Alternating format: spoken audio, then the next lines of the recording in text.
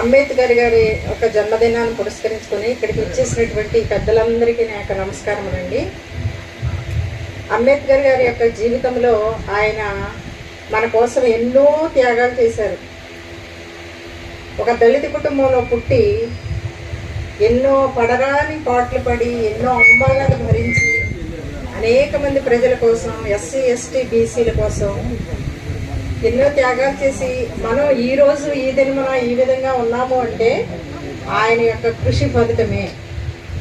ఆయన భార్య కూడా మన యొక్క జీవితాల్లో వెలుగులు నింపాలని ఎన్నో విధాలుగా వారి యొక్క జీవితాన్ని త్యాగం చేశారు.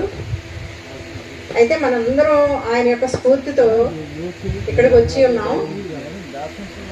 మనందరం కూడా ఈరోజు ఉద్యోగాలు చేస్తున్నామంటే, ఈ విధంగా మంచిగా బ్రతుకుతున్నామంటే అది ఆయన యొక్క కృషి ఫలితమే.